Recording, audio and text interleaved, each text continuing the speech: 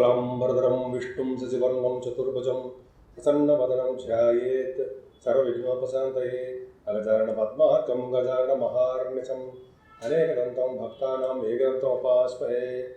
ओं गं गणपतये नमः। ओं श्रीमात्रे नमः। ओं श्री गुरुभ्यो नमः। నా పేరు వాడ్రే ఆదినారాయణరావు శర్మ. నా నెంబర్ 7075389589 7075389589. విదేశాల్లో కూడా ఉంటూ నన్ను ప్రోత్సహిస్తున్నటువంటి మీ అందరికీ కూడా నా హృదయపూర్వక నమస్కారాలు. ఇప్పుడు మనం 11వ తారీఖు మే నుంచి 17వ తారీఖు మే వరకు కూడా 12 రాశుల వారికి ఎలా ఉండబోతోందో మనం తెలుసుకుందాం. మీనరాశి వారికి కష్టే ఫలి అంటాం కదా. మీరు కష్టపడతారు, ఫలితం సాధించి తీరుతారు. అది గ్రేట్నెస్. పైగా మీకు శనీశ్వరుడు ఉండడం, మీ రాశిలోనే రాహుడు ఉండడం వల్ల చిన్న చిన్న ఇబ్బందులు కలుగుతాయండి. కొంచెం జాగ్రత్తగా ఉండండి. ఏం భయపడతాం అవసరం లేదు. ద్వితీయ భావంలో రఘుబుద్ధులు ఉండవు. ద్వితీయ భావంలో రఘుబుద్ధులు అంటే సూక్ష్మ బుద్ధి కలిగి ఉంటారు, బాగా తెలివితేటలు కలిగి ఉంటారు, శాస్త్రజ్ఞులుగా పేరు ప్రఖ్యాతులు తెచ్చుకుంటారు. డాక్టర్స్గా మెషనస్లో రఘు ఉంటాడే, రఘుబుద్ధులు ఉంటే తెలియదే ఉంది. డాక్టర్స్ ధన సంపాదన కూడా అలాగే ఉంటుంది. 14వ తారీఖు వరకు మాత్రమే. 15వ తారీఖు నుంచి బుధుడు అక్కడ ఉంటాడు. అంటే బుధుడు ఉంటాడు ద్వితీయ భావంలో. ద్వితీయ భావంలో బుధుడు అంటే 4th house లార్డ్ ద్వితీయ భావంలో ఉన్నాడు. అంటే ఫారిన్ కంట్రీస్ రెడీగా ఉండండి. అని అందరూ కాదు, కొంతమందికి అవకాశాలు ఉంటాయి. డబ్బు సంపాదించుకోవడం కోసము, చదువు రీత్యా విదేశాలు వెళ్ళడానికి అవకాశాలు ఎక్కువ ఉన్నాయి. అన్నిటికన్నా ముఖ్యం 3rd భావంలో రవి. సూపర్ కదండి. 3rd భావంలో రవి ఉన్నాడంటే మాటల ధైర్యాన్ని అధికంగా ఉంటుంది. ప్రయాణాలు చేస్తుంటారు. మీ తమ్ముడికి బాగా కలిసి వస్తుందండి. మీనరాశి వాళ్ళకి తమ్ముళ్ళకి చెల్లెళ్ళకి విపరీతంగా కలిసి వస్తూ ఉంటుంది. అదృష్టం తోడవుతూ ఉంటుంది. పైగా శుభవార్తలు 15వ తారీఖు నుంచి శుభవార్తలు విని తీరతారు. ఇంక చెప్పాలంటే అంత అంచెలంచెలు గడిపోతుంది. ఇంక గురుడు గురించి చెప్తామండి. 15వ తారీఖు నుంచి మీ రాశ్యాధిపతి గురుడు 4th భావంలోకి వెళ్ళిపోయాడు. అలాగే మీ 10th house లార్డ్ 4th భావంలో ఉన్నాడు. 10th house లార్డ్ 4th భావంలో ఉన్నా, సప్తమాధిపతి 4th భావంలో ఉన్నా దూర ప్రాంత ప్రయాణాలు ఫారిన్ కంట్రీస్ అనుకుందాం. గురుడు 4th భావంలో ఉండడం వల్ల చక్కటి విద్యని, తల్లిగారి యొక్క ఆరోగ్య పరిస్థితిని, మీ అభివృద్ధిని కలిగిస్తూనే ఉంటాడు. అంతేకాకుండా మీ చదువు విషయంలో ఏమాత్రం ఇబ్బంది పడరండి. గృహాలు, వాహనాలు మీకు సమృద్ధిగా ఉంటాయి. అంతేకాకుండా పుత్ర సంతాన యోగం కలగడానికి, జ్ఞాన సంపద కలగడానికి అవకాశం ఉంది. ముఖ్యంగా కళాకారులకి, సంగీతం వాయించే కళాకారులకి బ్రహ్మాండమైన కాలం చెప్పచ్చండి. మీ ప్రోగ్రామ్స్ రీచా విదేశీ పర్యటన జరగబోతోంది. అంతేకాదండి, 7వ స్థానంలో కేతు ఉండి శని దృష్టి ఉన్నాడు. అందుకని భార్యాభర్తల యొక్క మనస్పర్ధలు రావడానికి అవకాశాలు ఉన్నాయి కొంతమందికి. వాళ్ళ జాతకాల రీత్యా దగ్గరకు వచ్చిన సంబంధాలు దగ్గర అంటే దూరం అవడానికి అవకాశం ఉంది. ఏదేమైనా మీ రాశి వాళ్ళకి సంపూర్ణ ఆరోగ్యవంతులుగా మీరు ఉండి తీరుతారు. ఎందుకంటే 8వ భావానికి చాలా అద్భుతంగా గురుదృష్టి ఉంది కాబట్టి ఇక నుంచి మీకు అనారోగ్య సమస్యలు ఉండవు. అదృష్టవంతులుగా ఉంటారు, సేవకాచారం ఉంటారు. అన్ఎక్స్పెక్టెడ్ మనీ మీకు బాగా ఉంటుంది. ఏదైనా భాగ్యస్థానం అండి. భాగ్యస్థానాధిపతి అనేటువంటి కుజుడు నీచ స్థితిలో ఉన్నాడండి. అంటే అర్థం ఏంటంటే తండ్రి గారికి కొద్దిగా అనారోగ్య సమస్యలు రావడము, లేకపోతే మీ చేస్తున్న వ్యాపార అభివృద్ధి రియల్ ఎస్టేట్ రంగంలో లేకపోవడము, వ్యాపార అభివృద్ధి లేకపోవడము, చదువుల రీత్యా విదేశాలు వెళ్ళడానికి ఆటంకాలు కలగడము జరుగుతుంది. కానీ మీరు చేస్తున్న ఉద్యోగం ఉంది చూసారా, పర్ఫెక్ట్గా గురుదృష్టి పడింది. 10th house lord యాస్పెక్టెడ్ 10th house చూస్తున్నాడు కాబట్టి, శనీశ్వరుడు చూసినా సరే 10th house గురుడు చూస్తే సరే, గురుడు చూస్తున్నాడు కాబట్టి ఇక నుంచి మీ ఉద్యోగ భద్రత, ఉద్యోగంలో ప్రమోషన్స్ అధికంగా వస్తాయి. ఇంకా భయపడవలసిన అవసరం లేదు. ముఖ్యంగా సాఫ్ట్వేర్ రంగ ఉద్యోగస్తులకి, బ్యాంకింగ్ రంగంలో ఉన్న వాళ్ళకి, విద్యా సంస్థలో ఉన్న వాళ్ళకి, అలాగే వేదశాస్త్ర కోవిదులకి, అలాగే ఆగమశాస్త్ర పండితులకి తిరుగుండదండి. మీనరాశి వాళ్ళకి అద్భుతంగా ఉంటుంది. అలాగే ఏ భావం ఏది చూసుకున్నా గురుడు మీకు చక్కగా ప్రసాదిస్తాడు. అలాగే డాక్టర్స్ వృత్తిలో ఉన్న వాళ్ళకి, అలాగే ఏమంటారంటే వీళ్ళు అడ్వకేట్స్ అంటారు కదా, వాడికంటే గురు ప్రభావం చాలా బాగుండాలి. ఏదైనా లాభస్థానానికి బాగుంది. ముఖ్యంగా 12వ భావానికి గురుదృష్టి ఉందండి. అంటే మంచి మంచి కార్యక్రమాలు చేస్తారు.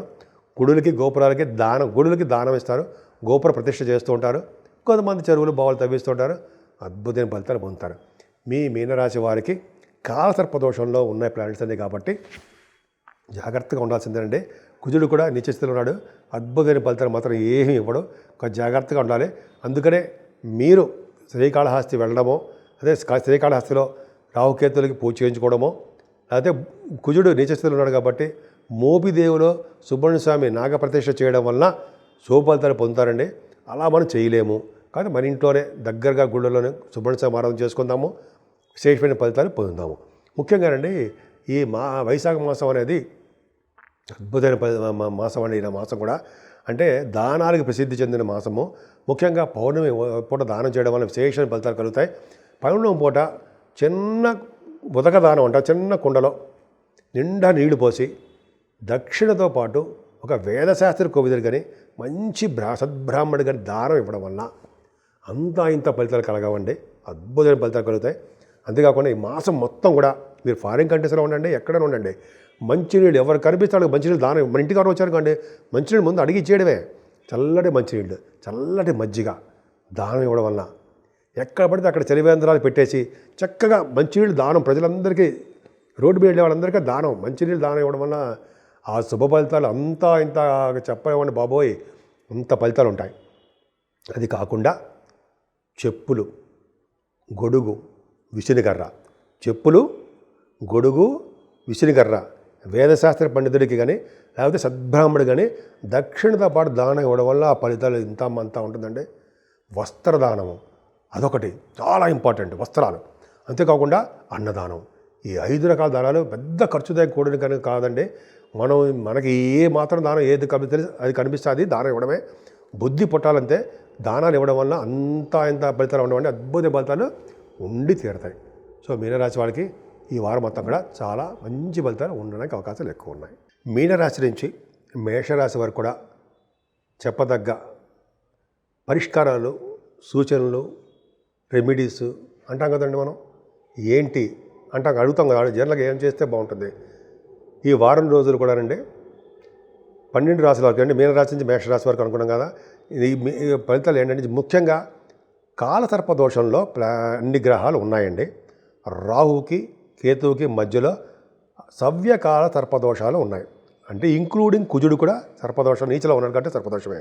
అంటే రాహు, కేతువు, కుజుడు ఈ ముగ్గురు కూడా సర్పదోషాలకు సంబంధించినటువంటి వ్యవహారం ఉంది.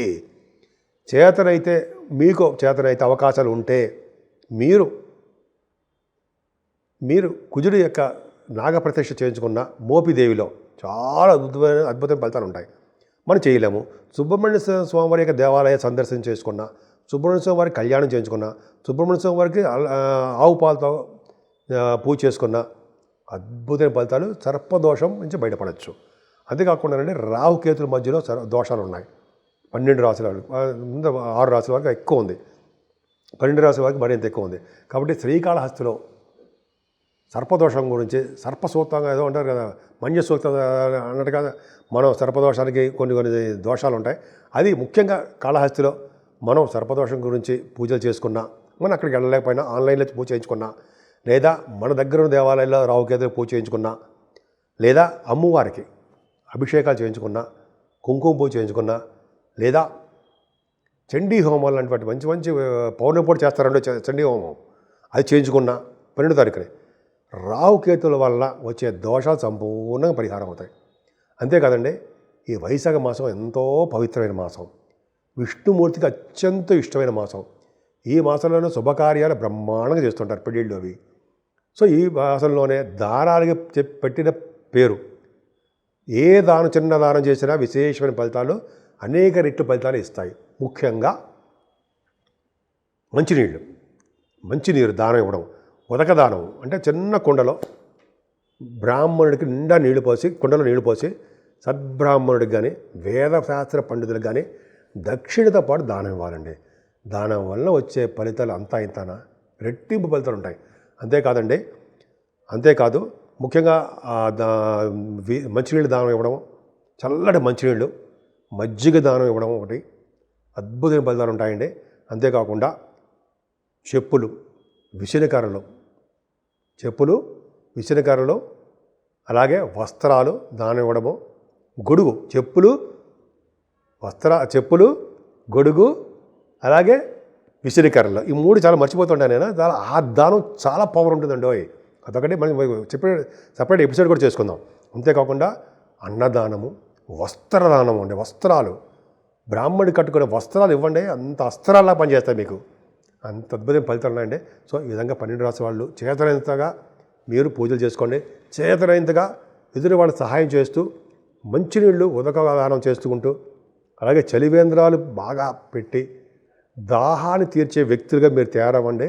మీ భవిష్యత్తు ఎలా తీర్చిదిద్దాడో భగవంతుడు మీరే చూస్తారు.